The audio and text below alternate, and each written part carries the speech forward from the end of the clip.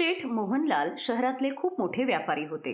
शेठ मोहनलालनी मोठा मुलगा अनिलचं आधीच लग्न केलं होतं। आता ते आपला लहान मुलगा सूरजसाठी मुलगी शोधत होते, पण सूरज खूप दिवसांपासून हे लग्न टाळत होता। कारण होतं, सूरज सीमा नावाच्या एका मुलीवर खूप प्रेम करत होता। सीमा एक गरीब परिवारातली मुलगी होती, त्यामुळे सूरजला भीती वाटत होती की तो जेव्हा सीमाबद्दल घरात सांगेल तेव्हा घरातल्यांकडून नकार यायला नको। पण एक दिवस सूरजच्या वडिलांनी त्याला सीमा बरोबर बाजारात पाहिलं। हे बघ सूरज बाळा, मी तुला एका मुलीबरोबर पाहिलं होतं। आम्ही तुला खूप दिवसांपासून विचारत होतो, तुझ्या नजरेत कोणी मुलगी आहे की आम्ही तुझ्यासाठी कुठलं स्थळ शोधू। आता जर सगळं समोर आलंच आहे तर तू आम्हाला सांग, ती कोण मुलगी आहे जिच्याबरोबर तू बाहेर फिरत होतास? पप्पा, तिचं नाव सीमा आहे। मी आणि सीमा एकमेकांवर खूप प्रेम करतो पप्पा। पण मी एवढ्यासाठी तुम्हाला तिच्याबद्दल सांगत नव्हतो की सीमाची फॅमिली आपल्यासारखी रिच नाहीये, ते खूपच गरीब लोक आहेत पप्पा, पण स्वभावाने खूप चांगले आहेत। सीमाचा स्वभावही खूप चांगला आहे। मला सीमाशी लग्न करायचंय पप्पा। गरीब असली म्हणून काय झालं? तुला तर माहितीये ना, हे सगळं मी माझ्या एकट्याच्या हिमतीने मिळवलंय। मला या लग्नासाठी काहीच हरकत नाहीये, फक्त मुलगी चांगली पाहिजे, बाकी आम्हाला काही नकोय। तू आम्हाला सीमा आणि तिच्या आईवडिलांशी लवकरच भेटव, म्हणजे आम्ही त्यांच्याशी बोलणी करू। थँक्यू पप्पा, थँक्यू सो मच। सूरजच्या लग्नासाठी सगळेजण खूप खुश होते, पण त्याचा मोठा भाऊ आणि वहिनी या लग्नाच्या विरोधात होते। मम्मी पप्पांचं तर डोकंच फिरलंय का? सगळ्या रिलेटिव्ह मध्ये आपलं नाक कापलं जाईल।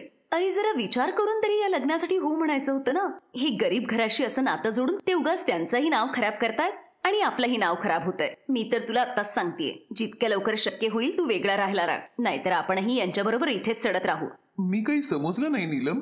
अरे ती गरीब घरातली मुलगी आहे। लग्नानंतर तिने जर मम्मी पप्पांना आपल्याकडे वळवून सगळी प्रॉपर्टी माहेरी नेऊन दिली ना, की मग आपण हात चोळत बसू। तू बरोबर बोलतीयस। एवढं लग्न होऊन जाऊ दे, मग मी प्रॉपर्टीचा हिस्सा मागतो। आपण वेगळं राहून कुठल्या तरी मोठ्या बंगल्यात राहायला जाऊया। तसं इथे राहून काहीच उपयोग नाहीये। आता जर हे गरीब घरात नातं जोडतायत तर मला त्या गरीब मुलीशी बोलायचं पण नाहीये। आपल्याला जे करायचंय ते लवकर करावं लागेल। सूरजचे आई वडील सीमाच्या आईवडिलांना जेव्हा भेटले तेव्हा खरंच त्यांना तिघांचाही स्वभाव खूप आवडला। लग्न ठरलं, लग्नाची बोलणी झाली आणि सूरजचं लग्नही झालं। सुनबाई, खीर झाली? हो आई, बस होतच आलीये, ड्रायफ्रूट घालायचेत फक्त। अच्छा, नीलम, सीमाला ड्रायफ्रूटचा डब्बा दे। नीलमच हे सगळं किचन सांभाळते। हे घे, आणि लक्षात ठेव, ड्रायफ्रूट टाकायला कंजूसपणा करू नकोस। तू तर तुझ्या घरी एवढे ड्रायफ्रुट्स बघितलेच नसतील, पण आमच्या इथे कुठल्याच गोष्टीची काहीच कमी नाहीये। पाहुण्यांना खीर खाऊ घालायची म्हटल्यावर ड्रायफ्रूट चांगले टाकायलाच पाहिजेत। नीलम ड्रायफ्रूटचा डबा तिथे ठेवून तोंड वाकडं करून तिथून निघून गेली। तिचं हे वागणं खूपच चुकीचं होतं। सीमाला घरी येऊन 2 महिने झाले होते। अनिल आणि नीलम रोजच वेगळं राहण्याबद्दल बोलत होते, पण एक दिवस मोहनलाल शेठवर संकटाचा डोंगर कोसळला। अचानक एक दिवस त्यांच्या फॅक्टरीत आग लागली आणि सगळं जळून खाक झालं। कर्ज फेडण्यासाठी शेठ मोहनलालनी सगळं काही विकून टाकलं, पण अनिल आणि नीलम खूपच चालाक होते। कोणालाच ही कल्पना नव्हती की अनिलने आधीच आपल्या कमाईतून पैसे बाजूला ठेवून एक बंगला खरेदी केला होता। त्या दोघांनीही घरवाल्यांचा जराही विचार न करता त्या बंगल्यात राहायला गेले। मी कधी विचारही केला नव्हता की अनिल असा वागू शकेल। आज संकटाच्या वेळी तो आणि नीलम आपल्याला एकट्याला सोडून गेले। कुठे जाणार आता आपण? काही वेळातच आपल्याला हे घर सोडावं लागेल शारदा। देवावर विश्वास ठेवा, आपली सगळ्यात मोठी संपत्ती आपला मुलगा सूरज आणि सुनबाई सीमा आहे। हे दोघं आपल्या बरोबर आहेत, मग अजून काय हवंय आपल्याला? पप्पा, तुम्ही काळजी करू नका, मी काही दिवसातच नवीन नोकरी शोधतो। तुम्ही मला मेहनत करायला शिकवलीये। तुम्हीच म्हणायचं ना पप्पा, मेहनत करून माणूस काहीही प्राप्त करू शकतो। तेव्हा सीमाचे आई वडील तिथे येतात। आई बाबा, तुम्ही? मोहनलालजी, कृपा करून आमच्या घरी चला। जोपर्यंत तुमचा राहण्याचा प्रबंध होत नाही तोपर्यंत तुम्ही आमच्या बरोबरच राहा। जशी सीमा आमची मुलगी आहे तसा सूरजही आमचाच मुलगा आहे। मोहनलालजी। मोहनलाल सीमाच्या वडिलांच्या गळ्यात पडून खूप रडतात। आज संकटाच्या वेळी सीमाचे आई वडीलच त्यांच्या मदतीला धावून आले। सगळेजण सीमाच्या घरी जातात। सीमाचे आई वडील भलेही गरीब होते, त्यांची आर्थिक परिस्थिती तेवढीही चांगली नव्हती की ते शेठ मोहनलाल आणि त्यांच्या परिवारासाठी खूप काही करू शकतील। पण संकटाच्या वेळी मिळालेला पोळीचा तुकडा सुद्धा अमृतासमान असतो। आणि अशा संकटाच्या वेळी आपल्या माणसांनी दिलेली साथच संकटातून बाहेर पडायला हिंमत देते. बस आई, खूप छान जेवण झालं होतं. मी निघतो, मला एका इंटरव्ह्यूला जायचंय. विहीणबाई, आम्ही खूप नशीबवान आहोत की आम्हाला तुमच्यासारखी माणसं मिळाली आहेत. पण आमच्या सीमाला तिच्या सासरी मात्र काही सुख मिळालं नाही. याच गोष्टीचं दुःख होतंय. आम्ही तुला काही सुख नाही देऊ शकलो सुनबाई. अहो आई, आपल्या माणसांचं प्रेम आणि एकत्र राहणंच महत्वाचं आहे. तुम्ही माझ्या बरोबर आहात ना? मग मी खूप खुश आहे. शारदा, आजपासून आपला फक्त एकच मुलगा आहे, सूरज. आता अनिलशी आपला काहीही संबंध नसेल. पुढचे काही महिने सूरज आपल्या आईवडिलांना घेऊन आपल्या सासरीच राहत होता. तिथे त्याला कुठल्याही गोष्टीची कमी जाणवली नाही. त्याला आणि त्याच्या परिवाराला तिथे खूप सन्मान मिळाला. काही दिवसांनी जेव्हा सूरजला चांगली नोकरी मिळाली तेव्हा जवळच त्याने एक घर भाड्याने घेतलं. सूरज आणि सीमाने आपल्या परिवाराला सांभाळलं आणि मग एक नवीन आयुष्य जगायला सुरुवात केली.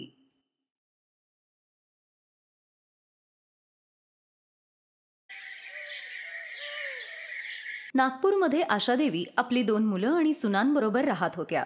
त्यांच्या मोठ्या सुनेचं नाव सुमन आणि धाकट्या सुनबाईचं नाव निधी होतं. आशादेवी स्वभावाने खूप कंजूस होत्या आणि त्यांच्या दोन्ही सुनांना त्यांचा हा स्वभाव अजिबात आवडत नव्हता. त्यांची जॉईंट फॅमिली होती आणि घरातला प्रत्येक निर्णय या केवळ आशाबाईच घ्यायच्या. त्यांच्या मर्जीशिवाय घरातलं पान सुद्धा इकडचं तिकडे होत नव्हतं.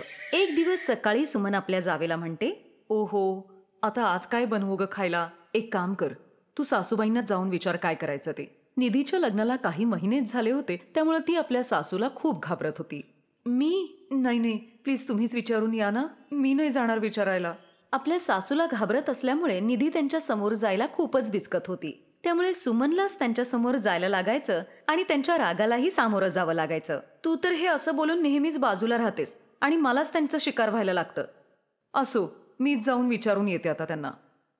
बाहेर पडत असलेला रिमझिम पाऊस बघून सुमनच्या मनात आज काहीतरी चटपटीत खाण्याचा बेत होता. पण तिला माहित होतं की तिची सासू तिला रोजच्या प्रमाणे आजही वरण भातच बनवायला सांगणार. आणि अशाच द्विधा मनस्थितीत विचार करत करत ती आपल्या सासूच्या खोलीत येते. आई, आज जेवायला काय करायचंय? अगं, तुला जे हवंय ते तू बनव. ते स्टोर रूम खचाखच भरलंय धान्यानी. मी कशाचीही कमी पडू देत नाही तुम्हाला. माहितीये, केवळ डाळ आणि तांदळाने ते स्टोर रूम भरले. दुसरं असतं तरी काय खायला या घरात? अगं, कसला विचार करत बसलीयेस? बरं, एक काम कर, तू ना वरण भातच बनव आज आणि त्याच्याबरोबर पुदिन्याची चटणी बनव. पण आई, आपण कालही वरण भात खाल्ला होता, आजही वरण भात. काल काळ्या मसुराची आमटी झाली होती, आज लाल मसुराची कर. डाळ एकच असली तरी पण रंग तर वेगळा वेगळा आहे ना. आई, पण रोज रोज ही अशीच आमटी खाणं. अच्छा, आली मोठी महाराणी. तुझ्या घरी काय तू रोज पक्वान्न खात होतीस का ग, जे इथे तुला भात वरण खायला जीवावर येतं? एवढीच हौस आहे ना नवीन नवीन खाण्याची? दे मग स्वतःच्या खिशातले पैसे. घर काय असंच चालत नाही, सगळा खर्च बघायला लागतो मला. आणि तुला तर माहितीच आहे ना महागाई किती वाढली आहे ते. आपल्या सासूचं ते बोलणं ऐकून सुमन बिचारी दुःखी होते आणि तिच्यात तेवढी हिंमतही नव्हती की ती आपल्या सासूला उलटं काही बोलू शकेल. ती त्याच दुःखी मनाने किचनमध्ये येते. काय झालं ताई, तुम्ही एवढ्या रागात का आहात? अगं, मी तर नेहमीच रागात असते, पण दुःख हेच आहे की मला हा राग कोणावर काढता येत नाही. काय झालं ताई नक्की? काय व्हायचंय? नेहमी वरण भातच खा. सकाळी काळी डाळ, संध्याकाळी लाल डाळ, दुपारी पिवळी डाळ. ही डाळ खाऊन खाऊन ना माझं आयुष्यच डाळीसारखं झालंय.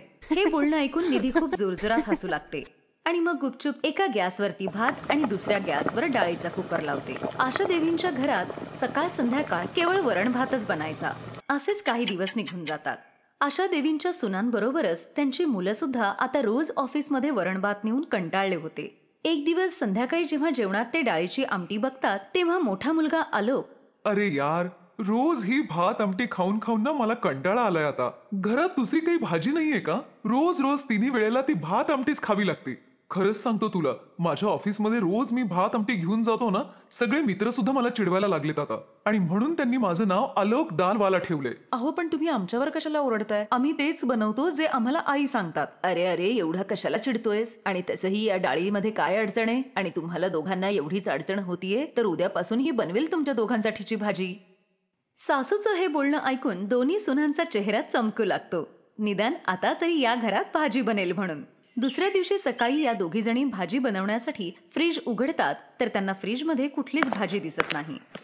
आई, आपल्या घरात तर कुठलीच भाजी नाहीये फ्रीजमध्ये. समोर त्या बिरजू दादांच्या दुकानात सगळी भाजी मिळते. प्लीज तुम्ही जाऊन घेऊन याल का? मी गेले तर या दोघांनाही जायला उशीर होईल मग. भाजी? अगं, मी गेले होते त्याच्या दुकानामध्ये, पण भाज्यांच्या किमती आकाशाला भिडल्यात आणि तो मेला बिरजू 1 रुपया सुद्धा कमी करायला तयार नव्हता, म्हणून मी भाजी आणलीच नाही त्याच्याकडून. हे बटाटे 10 रुपये किलो मिळत होते, त्या दोघांसाठी बनवतो याची भाजी. हे तर खूपच कमी आहेत. हे आपल्या सगळ्यांसाठी नाही पुरणार. मग मी कुठे सांगितलं तुला सगळ्यांसाठी बनवायला? सांगितलं ना तुला, फक्त दोघांसाठीच बनव. तुम्ही दोघी आणि मी तर फक्त वरण भातच खाऊयात. अगं, सरकारकडून जे काही फुकटात डाळ तांदूळ मिळतायत ना, तेच खात राहिले. आपल्या सासूचं हे बोलणं ऐकून सुमन आणि निधीच्या सगळ्या आनंदावर विरझण लागतं. दोघा भावांचा डबा भरून दिल्यानंतर त्या दोघी जणी केवळ वरण भातच जेवतात. काही दिवस हा सिलसिला असाच चालू राहिला. आता आलोक आणि नितीनच्या डब्यामध्ये एकतर वरण भात असायचा किंवा बटाट्याची भाजी असायची. आई, अगं हे काय? रोज रोज वरण आणि ती बटाट्याची भाजी खाऊन आता आम्ही कंटाळलोय. आम्ही आमचा पगार तुला देतो ना, मग तू भाजी का नाही आणत? खूप नखरे वाढलेत रे तुम्हा दोघा भावांचे. जर आपल्याला फुकटात डाळ तांदूळ मिळतायत, मग उगाच कशाला रे भाजीवर खर्च करायचा? अरे, जरा बचत करायला शिका, बचत. नाहीतर एक दिवस सगळेच उपाशी मराल. आणि जोपर्यंत मी जिवंत आहे तोपर्यंत या घरात हेच बनत राहील. आशा देवी कधीच कोणाचं म्हणणं ऐकून घेत नव्हती आणि याचाच परिणाम म्हणून दोघही भाऊ गुपचूप बाहेर खाणं खाऊ लागले आणि रोज बाहेरचं खाणं खाऊन त्यांचं पोट खराब होऊ लागलं. एका रात्री दोघही पोट धरून जोर जोरात ओरडत होते. सुमन, माझ्या पोटात खूप दुखतंय ग. लवकर तू डॉक्टरांना फोन करून बोलवून घे. तेव्हा सुमन सुद्धा चक्कर येऊन खाली पडते. अरे देवा, हे सगळं नेमकं काय चाललंय? सुमन, अगं उठ. आई, मी आत्ता डॉक्टरांना फोन करून बोलावते. थांब जरा, डॉक्टरांना बोलवायची गरज नाहीये. मी आत्ता तुमची दृष्ट काढते आधी. देवा देवा, नक्कीच माझ्या घराला कोणाची तरी नजर लागलेली दिसतीये. बास करा आई, आता खूप झाला तुमचा कंजूसपणा. निधी लगेच डॉक्टरांना फोन करून घरी बोलावते. या दोघांनीही बाहेरचं खाणं खूप खाल्ल्यामुळे त्यांचं पोट खराब झालेलं आहे. मी त्यांना इंजेक्शन आणि काही गोळ्या दिल्या आहेत. थोड्या वेळात त्यांना बरं वाटेल. आणि तुमची सुनबाई बहुतेक भाज्या नीट खात नसल्यामुळे आवश्यक ती पोषक तत्व त्यांच्या शरीराला मिळत नाहीत. त्यामुळे मी त्यांना मल्टीव्हिटॅमिनचं एक इंजेक्शन दिलंय. काही वेळातच त्यांनाही शुद्ध येईल. पण यांनी जर सगळ्या भाज्या खाल्ल्या नाहीत तर काही दिवसातच पुन्हा त्यांना हॉस्पिटलमध्ये ऍडमिट करावं लागेल. तुम्हा लोकांना समजत कसं नाही? आशा देवीला आपल्या चुकीचा पश्चाताप होतो आणि मग ती म्हणते, यात यांचा काही दोष नाहीये डॉक्टर साहेब. माझ्याच कंजूसपणामुळे मी राशनमध्ये फुकटात मिळालेल्या डाळ तांदळातूनच यांना वरण भात बनवायला सांगायची. पण आता मला माझी चूक कळालीये. आतापासून मी हा माझा कंजूसपणा सोडून देईन आणि मी माझ्या मुलांना रोज वेगवेगळ्या भाज्या खायला देईन. वेगवेगळ्या प्रकारच्या स्वादिष्ट भाज्या बनू लागल्या आणि वरण भात आता आठवड्यातून केवळ 2च वेळा बनत होता. आणि आता घरातले सगळेजण या चविष्ट भाज्या खाऊन खूप आनंदी होते. Best buddies. हॅलो मित्रांनो, हा व्हिडिओ पाहिल्याबद्दल धन्यवाद.